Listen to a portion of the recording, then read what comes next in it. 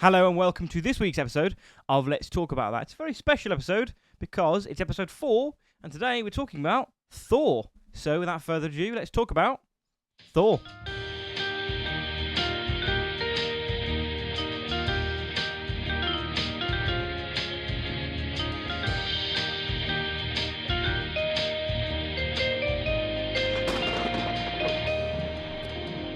So what we're starting to notice is we're getting much quicker at these as we're going along. So we're going to move over to Hadyn, who's going to talk about the cast. The cast, my favourite little segment we've got going. I'm going to rattle through these because it's a stacked cast. There's a lot of people, and we'll dive into more character specifics a bit later on. But I want to list them off, give everyone their kind of moment to shine. But in our starring role, we've got Chris Hemsworth as Thor. We've got Natalie Portman as Jane Foster, Tom Hiddleston as Loki, Anthony Hopkins as Odin, Stellan Skarsgård as Eric Selvig, Kat Dennings as Darcy Lewis, Clark Gregg as Agent Coulson, who's been our little kind of reoccurring character that's tied sort of all these films together so far. We've got Colm Feore as King Laufey, Idris Elba as Heimdall, Ray Stevenson as Volstagg, Tananobu Asano as Hogan, Josh Dallas as Fandral, Jamie Alexander as Sif, Rene Russo as Frigga, Maximiliano Hernandez as Agent Sitwell, and then interestingly, uncredited, we've got Jeremy Renner for the first time as Clint Barton. Yeah, you mentioned this, and I was baffled when you said it because that's an Avenger. That's one of the founding. It's literally 5? one of the six. Yeah, and as well, Samuel Jackson as Nick Fury is also uncredited from the post-credit scene. Bet you hated that. That's our cast though. I think all very well cast. They do a great job. I think one of my favourite casts in Phase 1. I think. Yeah, that's the thing that sends this home for me. It's a very, very, very strong cast. One of the ones you mentioned on there, you mentioned Anthony Hopkins as Odin. Yes. You know, everybody knows Anthony Hopkins. A very, very famous actor. I didn't know it was him. You didn't know it was him? I didn't know it was Anthony Hopkins. I think you've got to elaborate on this. What do you mean? So I watched Thor. Not when it came out, but I watched it a few years later. Then I watched The Dark World. Then I watched Ragnarok. That is how long it took me to realise that was Anthony Hopkins. I thought they recast him. So you didn't. So it took you till Thor Ragnarok to realise that Odin was Anthony Hopkins, and even then you didn't realise that it was Anthony Hopkins the whole time. Again, explain yourself. I just didn't realise. Brilliant. I think it was the helmet in Thor. Okay. Helmet eye patch. I just didn't recognise him. That's fair. I think I can. And I obviously wasn't paying attention to the opening crawl of cast. Great. I just didn't notice. So that's an embarrassing story. There you go. But not the first thought for Odin. Do you know who was first thought of? I don't know who was first thought of, but I know that Stan Lee was very interested. He always said that he wanted to play Odin, but he was very happy with Anthony Hopkins. I couldn't see it as Stan Lee. I think it would have been a nice cameo had he not had like a major role. But because it's a big role, you can't have Stan Lee playing it. Stan Lee is a lovely man. Stan Lee was a lovely man. Rest in peace. We can't laugh. We can't keep that. I'll let you stop going red for a second. Oh, Jesus Christ. So obviously Stan Lee is a lovely man, but he's just not the world's best actor. No. Anthony Hopkins is one of the world's best actors, so yeah. So like not having Stan Lee in that role would never have worked for me. I agree. It would always, in the way it was written anyway. Yeah. Obviously, if it was like Odin appears and now he's gone, fine, have Stan Lee as a cameo, whatever. Yeah. But yeah, not as a main actor. The actor who was offered to first, Mel Gibson. Okay. No, I'm a big fan. I'm glad it was Anthony Hopkins. Yeah, I'm not. I won't hide it. I'm not the biggest Mel Gibson fan. But yeah, he was offered it first. And he was like, "No way on this earth am I playing in a superhero movie." Sucks to be you, I guess. Could have had the Marvel money. Probably doesn't need it though, does he? No, that's a fair point. Makes so much money on Passion of the Christ. So yeah, the cast list. Anything else to add to that? We could dive, I think, more into characters a bit later on. But if we sort of go through our little production stats first, I think, because we do. Well, like there's one these. we've got to mention. Go on. The director, Kenneth Branagh, the legend himself. That is the thing that makes this movie work. I'm going to go as far to say we spoke about the guy that suggested Robert Downey Jr. as Tony Stark. I'm going to say that whoever recommended Kenneth Branagh as director for this film is on the same length and deserves the same amount of pay rise that guy that cast Robert Downey Jr. got. And I'm gutted we never saw more. Yep. That would have been a trilogy, as I think you mentioned earlier. Is in my trilogy. Yeah, my final notes. I would have killed to have seen a whole trilogy of Thor films directed by Kenneth Branagh. He's known for his Shakespearean background. As well, starring in a lot of the things. I'm surprised he wasn't in this in himself. Yeah, because a lot of the Shakespeare stuff he directed, he put when I am also the lead. Yeah, in this. Kenneth Branagh as Thor in this. But Thor directed by Kenneth Branagh, starring Kenneth Branagh as Loki and as Odin and as Thor. The whole cast. He stars as Mew Mew. But I think, with his Shakespearean background, I think his style, his expertise, and his knowledge regarding that art is perfect for this film. They had a difficult job with this film because obviously adapting anything from a comic book is a very sort of big and campy franchise, really. It's, it's supposed to be colourful, it's supposed to be sort of that appealing to kids but also to adults. But, it's supposed to have that very, learn by pictures kind of thing and having that very classic 60s look of Thor. Obviously, that look didn't make it into the film. It appears, the one I'm on about. The bright blue trousers. Oh yeah, the classic. Yeah, the classic comic book look. So that obviously appears in Love and Thunder. Yeah, as a little cameo. We don't get the original outfit in this, but obviously, this lovely helmeted outfit is shown. But the difficult thing I think they had is adapting Thor as a character for live action and slotting him into the MCU. And the only person I think could have done that is Kenneth Branagh. Absolutely, I agree with that. It's phenomenal. Yeah. So I'm going to move on to our stats. Go for it. So obviously we've done the cast. Opening weekend. It made 600. No, it didn't. It made £600. No, it made 66.7 million, which is 94.1 for inflation. Overall box office 449.3, which is 634.5 for inflation. Not too bad. And then the budget, exactly the same as Iron Man. It was 150. Wow. Okay. So Iron Man was 150. Hulk was 160. Thor was 150. I would have thought it'd been. We're filming these out of order, so I don't know Iron Man 2's yet. Yeah. So you guys will know, but I won't yet. Yeah. IMDb has given this a rating out of 10. This is the critic score. What is it, Hayden? For IMDb, I've always understood the Thor films as very underappreciated, so I'm gonna go a bit lower in that it's maybe like a 7.2. It is a 7. It's a solid 7, which is just higher than Iron Man 2, which is 6.9. Okay. Only just higher than Hulk, which is 6.6, and then lower than Iron Man, which is a 7.9. There you go. Rotten Tomatoes percentage out of 100. This is the audience score. Audience score, I'm going to say 75%. 77. So not bad. In the similar sort of... I've noticed with the IMDb and the Rotten Tomatoes, they tend to be roughly the same. Yeah, there's only like a few. Yeah, there's obviously, 7 out of 10 would be 70%. Yeah. 77 is pretty damn close. Yeah. So it tends to be fairly close. So, starting from start to finish for this film, this is the first film in the MCU not to open with our lead hero. Okay. So obviously Iron Man opens with Iron Man in the Humvee with the US military.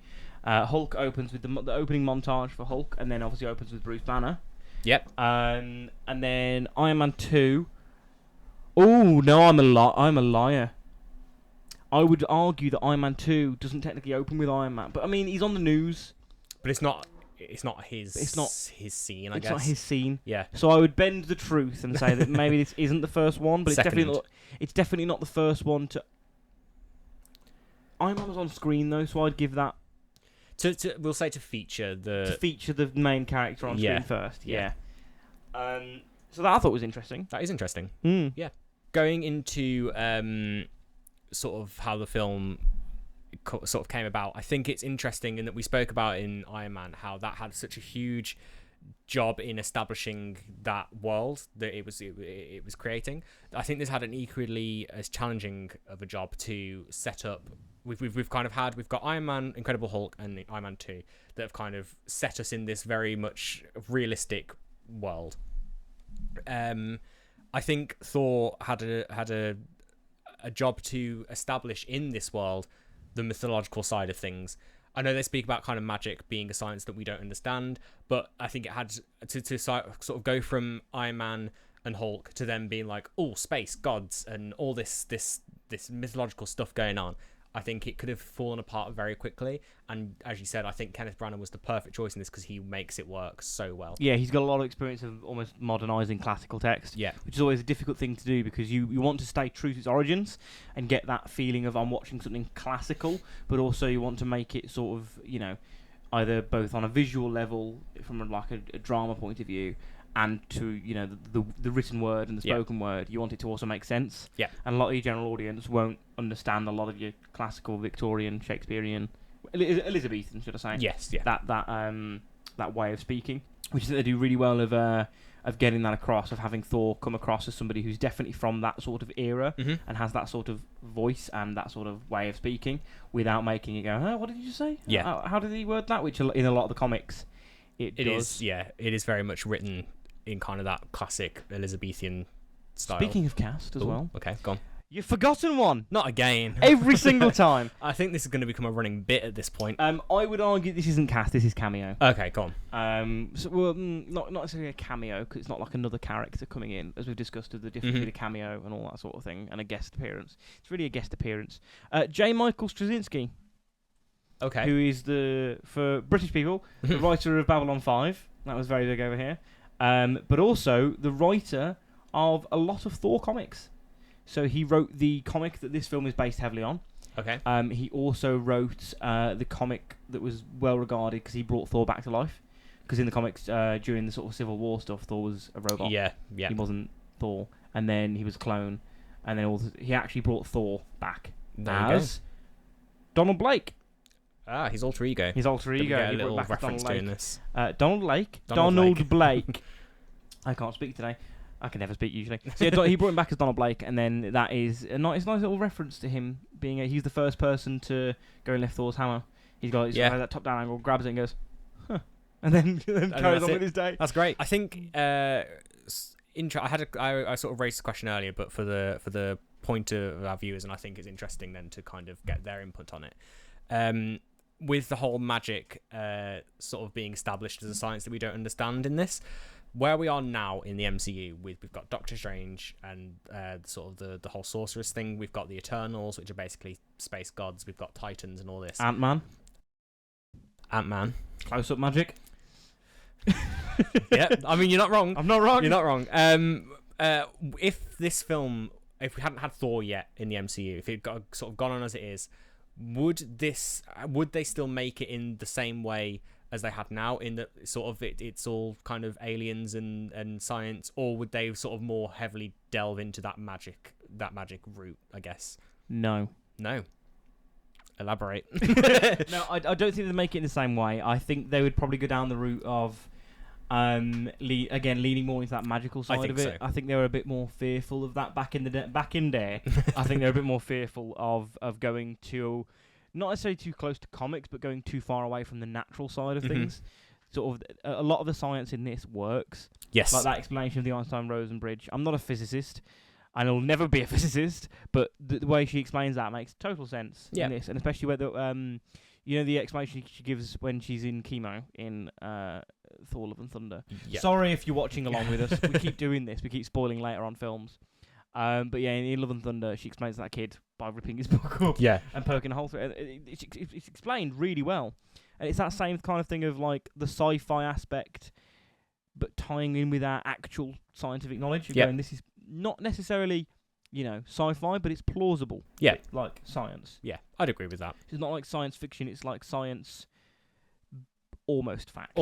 It's almost like it's the baseline of the science is true, and then they're kind of adding a bit of space magic in there as well. Yeah. But magic is used in the film. Yeah. Because it's not the first. This is probably the first appearance of magic. Yes, I'd say so. Because Loki uses the concealment spells on the what do they call it in this? Like the crucible, the ice box thing.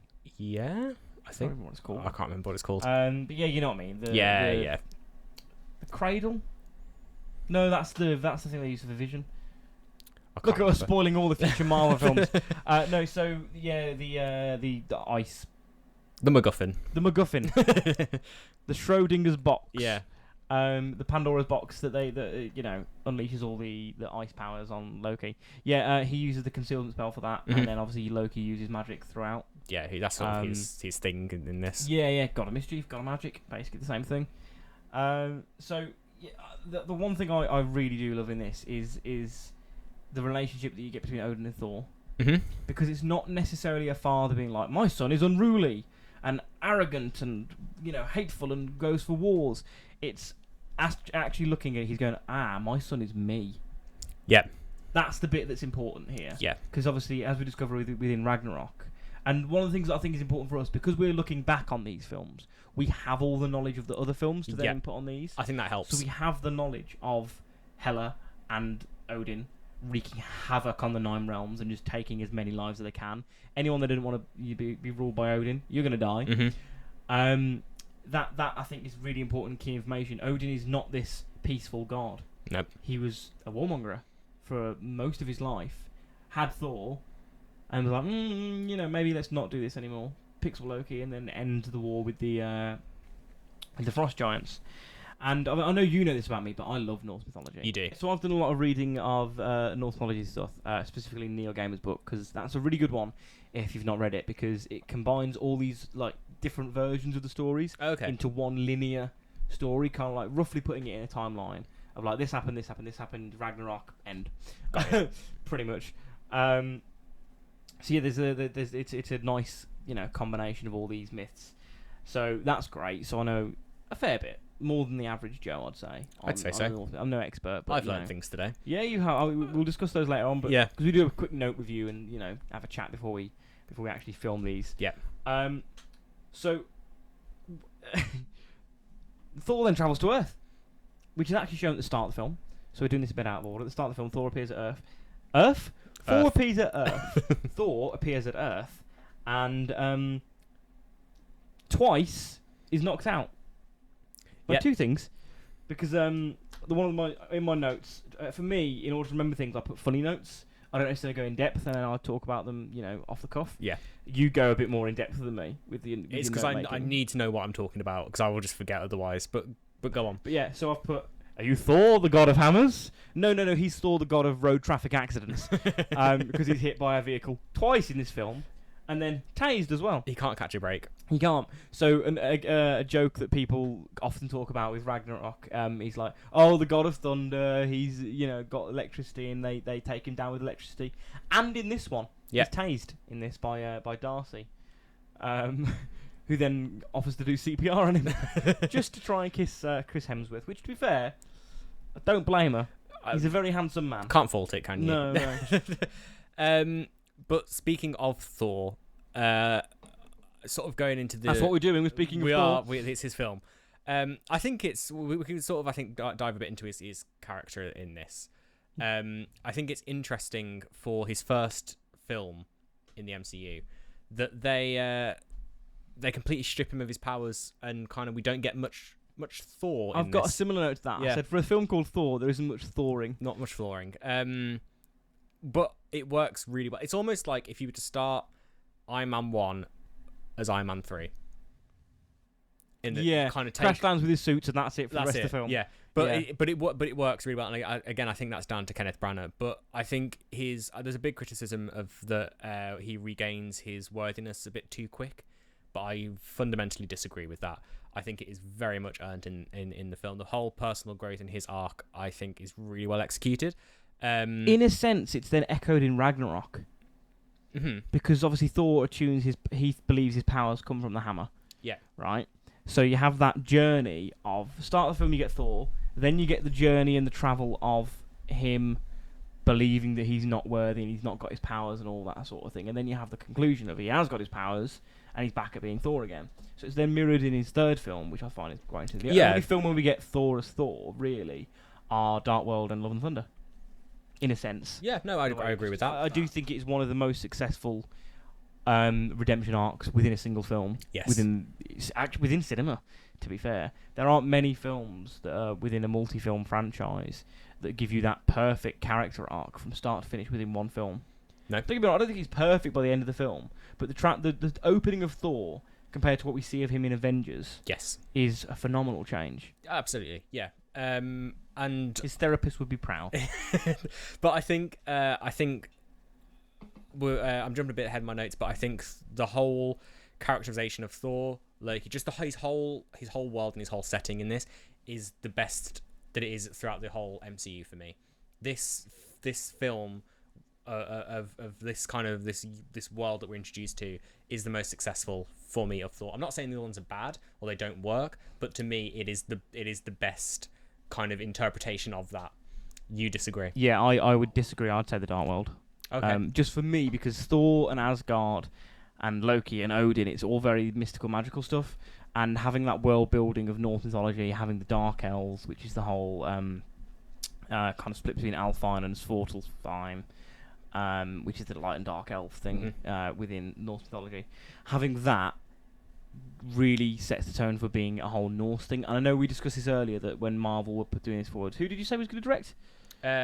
Guillermo del Toro was originally set to direct a version of this, and obviously he wanted to do he wanted to do Norse. He wanted to dive heavily into it. But obviously because the comic books, because Stanley and Jack Kirby pulled away from that aspect and made up their own Norse mythology in a sense. They couldn't then double back on it and go very sort of factually, mythologically correct. It's weird saying mythologically and correct in the same sentence. But when you're dealing with the source material of being myths, but then also adapting to comic books, and then it's like when you do a film based off a book that's been based off of something else, like based off true stories, but then you go, okay, where do we take the source origin from? Do we go to the real event? Do we go to the book? Do we go to then to the film? It's always a hard decision. I think they do really well in this, but for me, tonally, and setting the world of magic, space, and Asgard, and Thor, and Odin, and Loki, and all that sort of Norse mythology, the Dark World is better for me. That's fair. Which is, I know, frowned upon by a lot of fans, but shut up! I like the film. Okay. It's all opinions at the end of the day. But no, that's fair. I will admit, I don't think I've seen the Dark World since I think my last rewatch of the MCU, which was Endgame. I think you'll enjoy it more looking at it analytically. I again jumping ahead to my final thoughts, but I never disliked original Thor, but for me, I enjoyed it a lot more than I had previous times looking at it from more of an analytical point of view. So with Thor's whole arc in this, and people kind of saying that it happens too quickly, I think when Thor lands on Earth, he doesn't quite realise what's happened. He very much still thinks, and we spoke about this earlier with him going to lift the hammer, and you question what does he think is going to happen. But I think up until that point, he kind of thinks that it's fine. Odin, he's I've got an interesting thought on this. Go on. Have you ever been grounded? Yes. So when you're grounded and they're like, no food for the rest of the day. Yeah. And it gets towards the end of the day, and your mum goes, "Oh, we can't starve him. We'll go and give him some food." He expects a backtrack. Yeah. For social services, my mum's never starved me.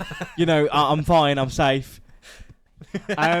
No, so like in that aspect of things, that parental, maybe we're being a bit too harsh. We've banished him to Earth, maybe Heimdall's going to bring me back up and go, your dad's going to say sorry, he overreacted. I think he has that aspect of things. That's why he's kind of just sitting around and waiting. Absolutely. That's 100% what it is. And it's not until Loki appears to him after he's been detained and he hasn't lifted the hammer.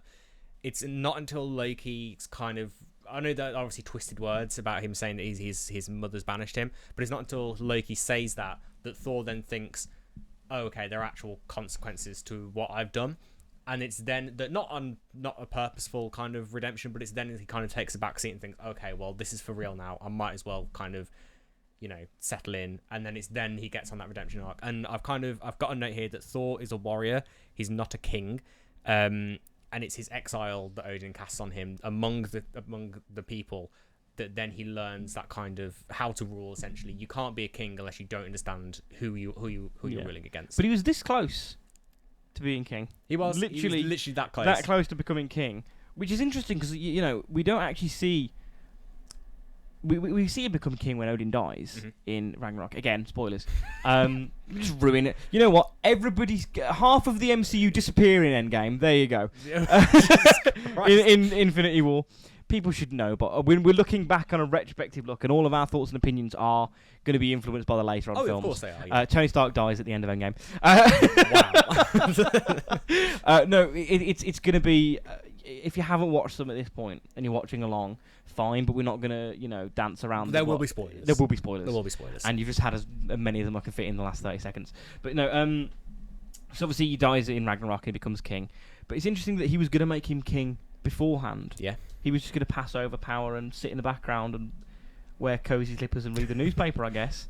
But you mentioned in that my favourite line in this. Yeah, go on. When Odin snaps and he goes, "But you're not king!" Not yet. Yeah. And it's like that can't, but that I'm going to shout at you and then relax. Yeah. Because it's almost the same as teachers. Now, teachers, if you've ever been shouted by a teacher, they're not angry at you. No. Teachers shout to, command tone, to, set behavioural standards. They don't actually lose their temper. Because if you've ever had a parent lose their temper at you, you know about it. You know about it. Like they'll start shouting, swearing. Teachers can't do that. They're not allowed. They can't throw things across the classroom when they get angry. Yeah. You kind of can at home. Yeah. So it's that. I think Odin has that same thing. I'm going to shout at you, and then I'm going to say something calm because then you're going to listen. Yeah. It's that. It's an acted anger in a sense. It's to get his attention. Yeah. And to him to listen to what he's saying. So yeah, that's my favourite line in this. It is a good line. Obviously, we discussed Thor going to Earth. I'm very proud of myself. Okay. You know why I'm proud of myself? Yeah, because I phoned you about this. So, we have... Not we. This is all on you. I have discovered an Easter egg nobody has seen. Now, we're not Easter egg hunters, but when things happen in the films, I go through the Easter egg pages, I go through the Marvel trivia, and make sure that it's something new. Something I haven't spotted, something no one's spotted. Nobody spotted this, to my knowledge. So, Puente Antiguo translates to Old Bridge, and you're probably going, "Oh, everybody knew that." Yeah. The next bit I cannot find anywhere, right? So, also on the sign it says population 2,175. Issue 175 of Thor. Odin enters the Odin sleep, and Loki tries to take control of Asgard. That is too specific. Yeah. That is the plot of this film. That is too specific for it to just be coincidence. So that is a reference. Also, let me get the glasses. Elevation 6056, 6056. So Thor issue number 605 and 6, so 6056. That marks the end of J. Michael Straczynski's run with Thor. Also features the Destroyer with Doctor Doom. So they have a fight, which is great. And because obviously this comic was heavily based off of Straczynski, that was kind of his final act, basically, as one of the writers for Thor. So I believe that is a reference to that as well. And I cannot find that anywhere. So the Google Advanced Search, the Google academic searches, when you put all these numbers in, when you put all these words in, nobody's mentioned it anywhere. I even went to my frenemy, ChatGPT, and be like, search the internet for this, can you find it? And it was like, no, I can't find that anywhere, which isn't 100% accurate. I wouldn't trust it to a T, but I've never seen anybody discuss this. For all the in-depth kind of research you've tried to find it, yeah. For every kind of source to say they can't find it, I'm very confident to say that you have discovered a new Easter egg that no one has I would yet. Like a trophy. I would like that on my gravestone. Kevin Feige, send this man a trophy. 13 years later. No. 14 years later, and we're still finding Easter eggs in these films. Brilliant. So yeah, that is a new, as far as I'm aware, Easter egg. There we go. Within the film. If we named Easter eggs like we name like new diseases or new insects, we could name it after you. When you discover. What would you name it? We'd name it the Jamester egg. The Jamester egg. The Jamester egg. I don't like that. Can I gush about Loki for a bit? Because he's one of my favourite characters from the MCU. I think he's a lot of people's favourite from the MCU. Yeah. For good reason. For very good reason. But he's just, I think, and I said this earlier, I go as far to say that he is the MCU's, I'm not going to say villain, but I'll say antagonist. Or reoccurring character, or just he's one of the, I think, the MCU's best character. He's the only villain that within these, again, antagonist, because he sort of becomes sort of an anti-hero hero character.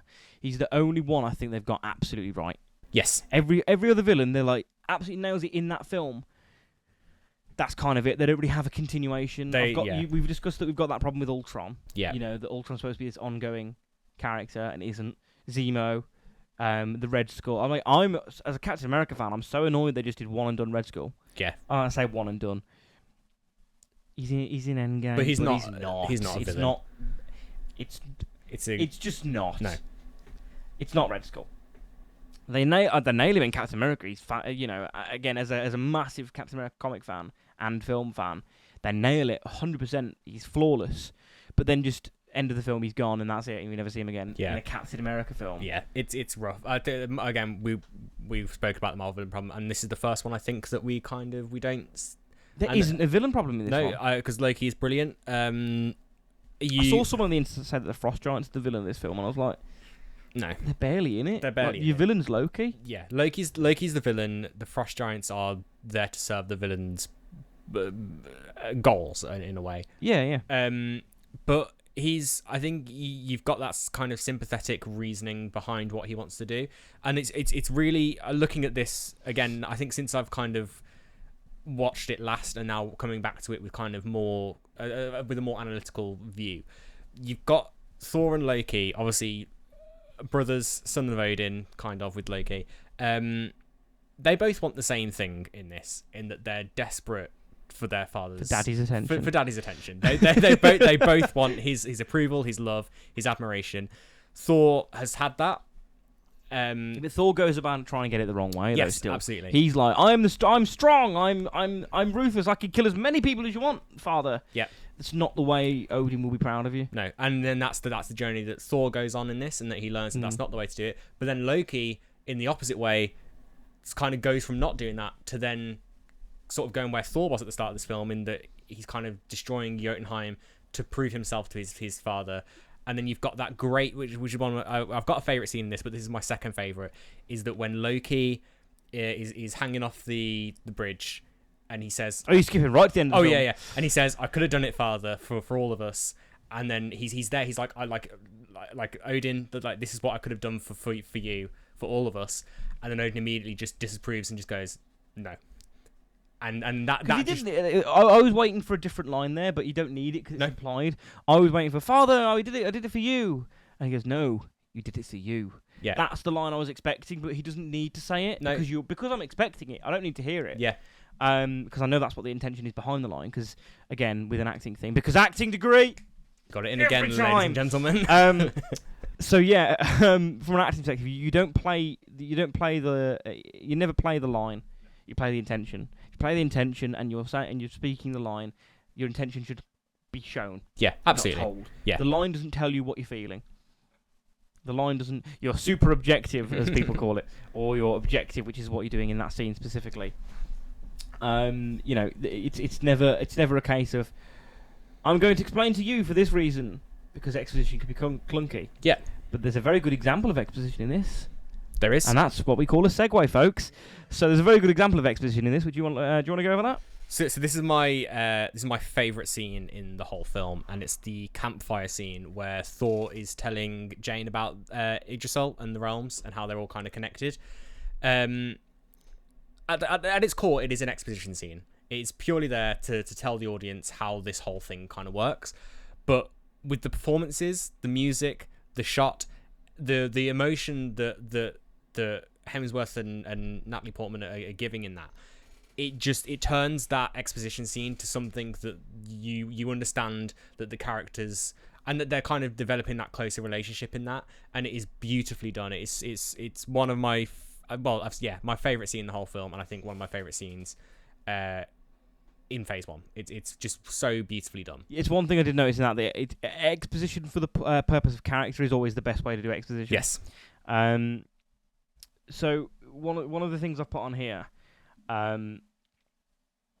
is with moving on very, very quickly, is to when they talk about the hammer, and they all go and do that. The way the locals react to this is phenomenal. It's exactly how it happened in real life. Exactly, it's exactly how it would happen.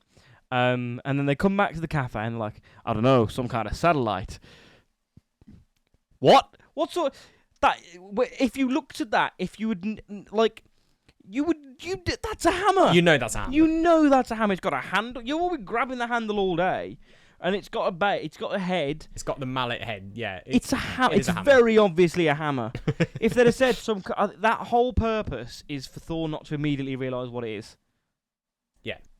At the end of the day, and then he goes, falling from the sky, and he goes, I know what that must be.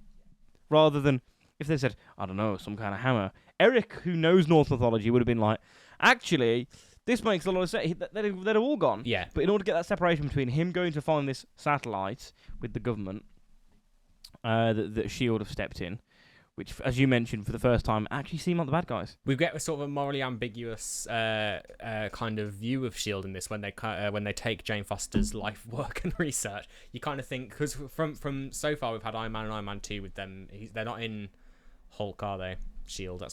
That's the military. Yeah, but even though actually Eric turns around and says, I know this guy, he got mixed up with some gamma radiation, and then S.H.I.E.L.D. were all over him. It's more military. It's more military. S.H.I.E.L.D. went and for the cleanup afterwards. Possibly, but it was definitely the military. But yes, you kind of have that view of them from Iron Man 2, like, oh, okay, yeah, they're kind of there to help Tony Stark with things and get him involved. And then in this, you kind of have, oh, hang on a minute, they've stolen all that research that at this point we kind of know and like Jane Foster, and to see how invested she is in all this stuff, to have that then ripped away, you're kind of thinking, oh, I don't like that. And another thing. And another. No, when they collect all Jane Foster stuff and all of the trio stuff, and they get it in the car, and it drives past them, why does the guy beep the horn? Yeah, he just comes past and goes, beep, beep. As if to like stick his fingers up at this poor woman that stole this stuff, because like he's driven away at this point. He's driven away, and they notice him, and then they look over to where the workshop is in that sort of middle of nowhere place, and they go, "Hang on a minute, they're stealing all our stuff." He's just beeped this poor girl, being like, "Stealing all your stuff. See you later." Like, he had no need to do that. Again, morally ambiguous S.H.I.E.L.D. there. So obviously with Thor in this, he obviously goes looking for the hammer, and walks into the shop and says, I need a horse. Yeah, which I'm reading into it a little bit too much, I think. But I think it makes it funnier. It does. For me, personally, it makes it funnier. So obviously there's with who we're dealing with, it's Kenneth Branagh as the director.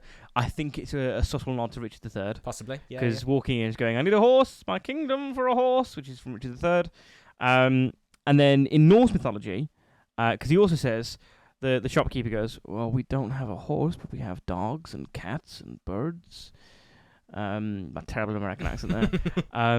In Norse mythology, there are giant dogs, with Hattie and Skull. Yep. Also, Ray Stevenson. Yeah. In Ahsoka, played Balin Skull, which that's where they got the name from. Yeah, because Filoni loves his wolves. He does. Which are the two giant wolves within Norse mythology that control the day and night cycle. Mm-hmm. You also have Fenrir as well, which is another famous Norse. The wolf. And he appears in Ragnarok. He does, yes, yeah. Giant cats. There are giant cats from the Aesir, from the Vanir, because the Aesir and Vanir, there was a war between them, which then Freya ends up marrying Odin to seal the deal, and that stops the Aesir war. But you don't see Freya in this film, which is one of Odin's wives. You see Frigg. Yeah. Many wives. Norse mythology is full of incest and marriages and marriages gone wrong and murder and all that sort of thing. And then we also have Odin's ravens, Hugin and Munin. I always get them confused with Magni and Modi because there's a lot of alliteration. Okay. Hugin and Munin. So they're giant birds. So it makes sense that Thor thinks he could just go in and ride a giant animal. It's great. But then again, he has been to Earth before, so he should kind of know this. But that's the subtle thing. He's like, well, give me one of those largest for a ride. Yeah. It's brilliant. It's a nice little funny thing that he genuinely believes that. It's great. And then we have the Odin sleep in this film, which we've discussed as the part of our Easter egg. Yeah. I'd love one of those. It'd be nice, wouldn't it? But then again, he did only sleep for like 2 days. It was more of an Odin nap. Yeah. In terms of how long I've slept longer than that. Yeah, in terms of how long Asgardians live, 2 days is not a long time at all. That's barely a decent night's sleep, I reckon. Yeah. And obviously we've discussed Hawkeye as well. Again, I know he's not credited, but still underused. 100%. Like, it's his first appearance, and he just kind of goes, end scene. There's not. He doesn't really do much. Which I think because we've seen Black Widow in Iron Man, I was expecting to see Hawkeye and Thor. Yeah. When you see him in this film, but then he's kind of just there. Yeah, it was very much to kind of. But then again, he's not even named in this. I'd like to have seen a fight between him and Thor. That could have been fun to then have that again. That sort of rivalry in Avengers where they kind of go, "Oh, I know who you are," but it's just he's not even named. So I was going to say, that and Hawkeye win. That would have been fun. That would have been fun. Hawkeye. Okay, so the way I'd have done that then, because obviously Thor's unpowered. So, Thor's unpowered, so Hawkeye and he's highly trained. You could take out a guy like that. So if Thor is obviously big, strong man. But so Hawkeye's quick and not necessarily using a bow and arrows, but he's skilled with hand-to-hand combat as well, which you don't really get to see until things like Civil War. We don't really get to see him like when he turns his bow into a bow staff. Is that what it's called, a bow staff? Ooh, possibly. But that could be it. It's not. Oh, is it not? No. He got anyway, me, folks. Got him. So yeah, that whole thing. I'd have had a fight between Hawkeye. Hawkeye just kicks his ass. Mm-hmm. And he's like, "Oh, I remember you. That won't be happening again this time." There could have been a sort of nod. Yeah. I've got my power. Like there could have been like a bit of humour between that.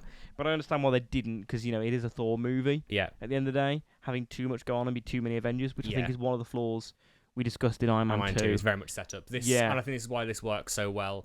I mean, we spoke about it in Iron Man 2. I love Iron Man 2, but to me, this is why it's one of the strongest, because it is a standalone thing. It's got obviously the interconnected stuff. You've got references to Stark and Banner and S.H.I.E.L.D. and Coulson and then Hawkeye, but it is very much. But that's in-universe tie-ins rather than actually expanding the film too much and having S.H.I.E.L.D. The only thing that I could possibly even criticise on that is the fact that it's S.H.I.E.L.D., but it makes total sense. Why they're there. Something has crashed to Earth and it's an alien artifact. S.H.I.E.L.D. are going to be there. 100%.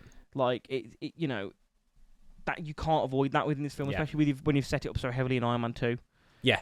Like, it makes sense to then attach that to this. And Coulson isn't even in it that much. I don't have a problem with it. He's in Iron Man 2, briefly. He's in this more, but I don't have a problem with it because he's not overstepping. No. He does play that just commander role of, I'm, the leader of the S.H.I.E.L.D. team. I'm going to be here. Yeah. It makes sense for him to be there. And speaking of that whole scene, the fight in the mud just makes me feel uncomfortable. I didn't like it. I don't like being dirty. I don't like sand in between my toes. No. Of course, rough and it gets everywhere. As he said to Natalie Portman, who's also in this film. Hey, tie-ins. So yeah, I just don't like the whole thought of, because I've done. I'm mainly, my background is stage, so I don't have to roll around in mud ever. So I just don't like the thought of, the most I've ever had to do is fake blood, and even then that was like sticky. I got a bit on the neck, and it was like all up my neck, and it was just. I couldn't. And it's the multiple takes that you probably have to do. For that as well. And then having to go and shower and come back and get right back into the dirt. I just can't. Not for me. Not for me. And then also fighting one guy at a time, as we've discussed earlier, used in every single film. Yeah, they could have just all gone. They could have used their guns that they're carrying. I was just you ruined my point. It's almost like we spoke about this before. You ruined my point. You jumped in. No, but like they're all carrying guns. Did nobody think to shoot him, or at least tase him, because that's one of his weaknesses? Yeah, as we've established. The god of thunder and lightning. I thought, why is he the god of thunder? He's the god of electricity and lightning. It sounds better, doesn't it? And then Thor not being able to lift the hammer. What did he think was going to happen? He thought, I know, if I go up to this and then, oh, never mind. Yeah. Like, that was never going to work. Yeah.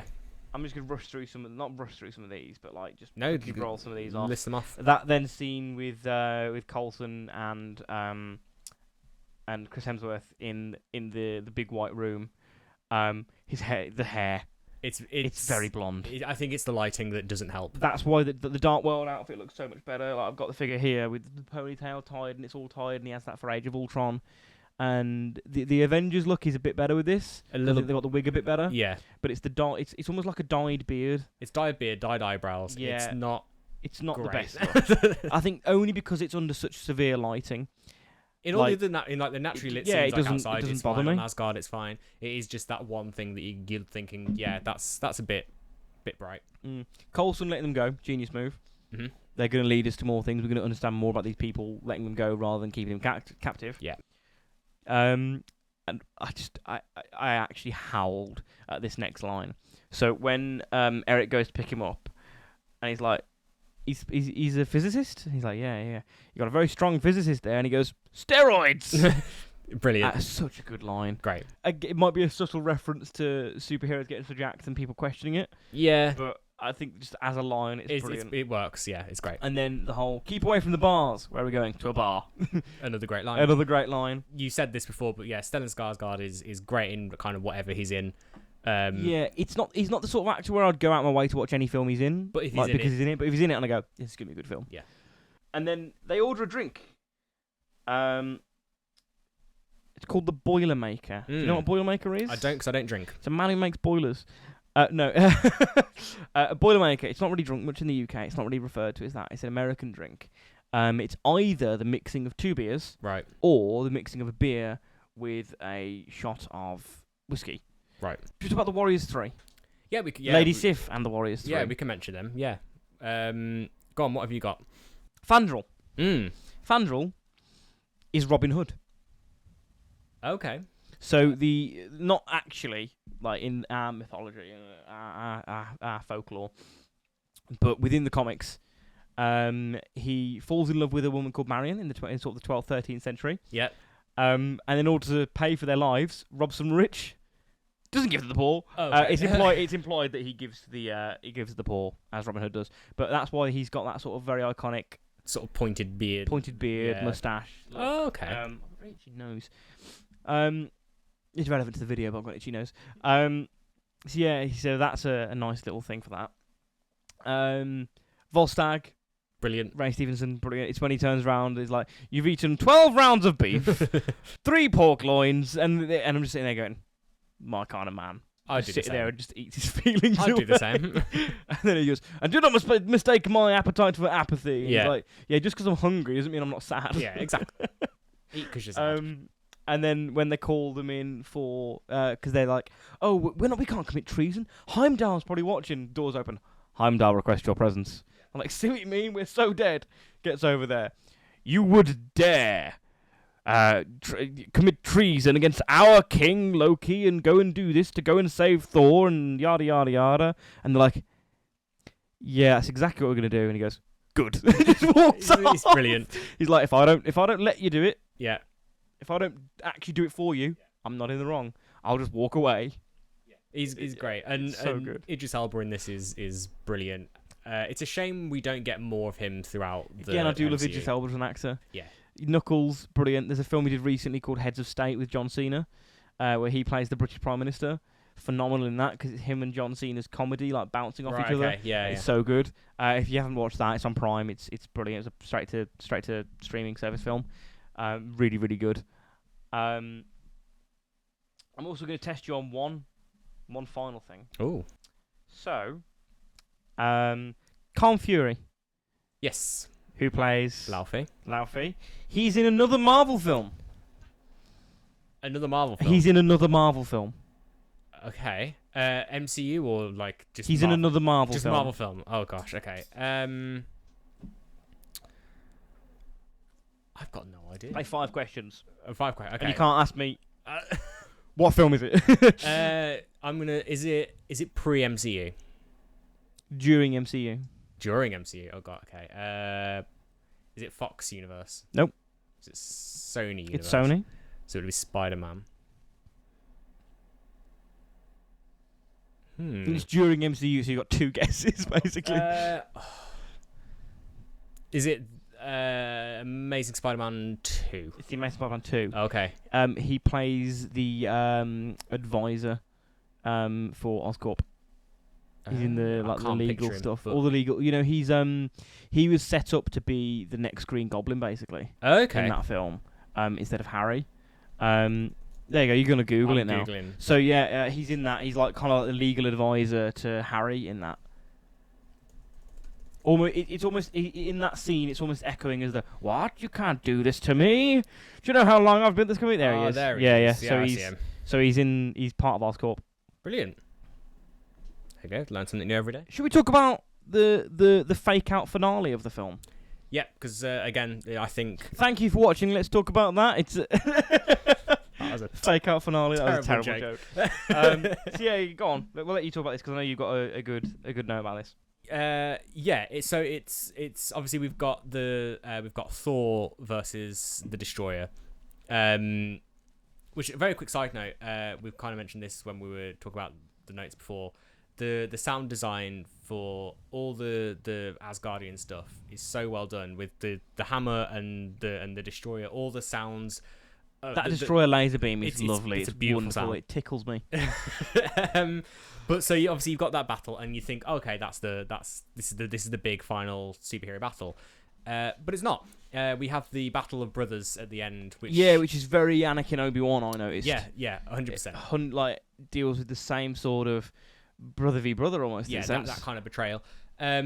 But what I love most about that is we get kind of the culmination with Thor's growth, in that he's learned that humility and compassion, and he's willing to sacrifice that for the sake of essentially the kind of side villains with the Frost Giants and not destroying them. He's willing to sacrifice never seeing Jane again for to save the Frost Giants, which I think is a really sort of nice little ending to his arc in this. And then we have the ending for Loki with his death, where he's hanging one of his many deaths, where he's hanging from the bridge, and he's got that last plead to Odin, who turns up at the last second. It's almost not like a plead. It's almost like a success story. He's kind of, I've done it. Yeah, I nearly did it for you. Yeah, for us. And then once again, for family. His family. He's met with the disappointment of his father, and it just immediately shuts down everything he's been aiming to do in this film. And and I think that possibly could be the final kind of cog. I don't know if I mentioned it earlier, but my problem with Loki. So you got a problem with Loki then? A very very minute problem. In that I don't think the subsequent films that he appears in necessarily carry on the same characterization that we have from this. Specifically in the Avengers, and this is what I'm getting to. He sort of very much feels like he goes straight to a villain for the purposes of being a villain. But I think maybe now, looking back to it, is that when Odin gives that final kind of disapproval no, that's probably the bit that switched to him and thinking, okay, I've got nothing kind of left to, I've kind of like nothing left to prove now. And then obviously Thanos and all that kind of happened. The element that I think you're missing, that he's under mind control during the Avengers. He is as well. Yeah, I did forget that. Yeah, it's because he's got the blue eye. He's got the lovely blue eyes. Yes, that everybody forgets to notice. Obviously, it's very clear that when Eric takes it and when Hawkeye, when they get the little on the chest, they get the little mind control. Their eyes go bright blue. Loki, I think, is under a weaker version of that, under more sort of, instead of being completely controlled, being like suggestive, taking his wills and desires and just pushing it in the villainous direction. Yeah, that makes sense. Direction in a sense. I do like that Odin was there to save them both, and he awakes for that, and the father comes to the rescue in the end. That is a really nice touch. Yeah. But also, I want to know, did Loki know he would survive this fall? Like, is that a thing he knew? I don't know. I do not know. And then the wrap up for this film, being in Asgard, is quite nice. The whole sort of post depression almost that Thor's going through. Yeah. Loss of Loki, loss of Jane in a sense. Yeah. And one of the things I noticed in that was the stuff with Lady Sif. It's hinted that she's in love with him. Yeah. Which from a film point of view is great because it's hinted and it's not heavily mentioned. But from a Norse mythology point of view, Lady Sif in Norse is Thor's wife. Mm-hmm. They have a daughter together called Thrud. And the thing we haven't mentioned before, obviously Odin's son. Yeah. And Laufey's son. Yeah. There's also Dottir, which is D-O-T-T-I-R. Mm-hmm. Which is for if they're female, if they're a daughter. Yeah. So Thor's daughter. So Thrud, Thor's daughter, is the daughter of Thor and Sif. So yeah, they have a baby together. The little hint there. Yeah. That's cool. So that's a nice little thing. This is the first appearance of Will Return. In the final credits in thing. the final credits. Okay. Thor will return in the Avengers. Our first mention. And obviously you have the post-credit scene for the fourth time. Yep. Which is a nice little one. It's the first one that ties it into a bigger film. Yeah, this is very much like a prelude to the Avengers. Final thoughts time. I think it is now. I think so. I think we're at the hour mark. We've got to the end of the film. Yeah. I'll let you go first. I think this is the strongest MCU origin story we have had. I'd agree. Yeah. Yeah. I really love the introduction to Thor. I think that his character arc within this film is phenomenal. It's one of the best ones. It's, I think, one of the not necessarily the Chris Hemsworth is a heavy hitter as an actor. Mm-hmm. I'm so glad he got it over his brother and over Tom Hiddleston, which we haven't discussed, but it's a thing that people know. Yeah, again, we're not going to reiterate reference stuff. Yeah, exactly. This is more our personal thoughts and feelings and things that we like within the film, rather than telling you stuff that you can find out from all the other channels that have done many videos and this sort of thing. So I feel that Loki, as you've mentioned, is one of the takeaways from this. He's a big, strong character, and the arc that he gets with the MCU, being one of the only actors to be in all 6 phases of the MCU. He's been in every single one at least once.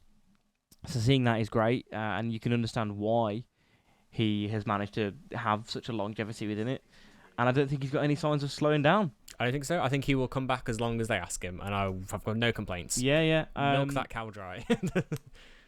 I will save my rating until you do your final thoughts. I'll let you do final thoughts, then we'll do our ratings. Yeah, so I sort of said this, that the Thor films, especially the first 2, I think after Ragnarok, we kind of hit that peak that everyone kind of thinks, oh yeah, Thor's great.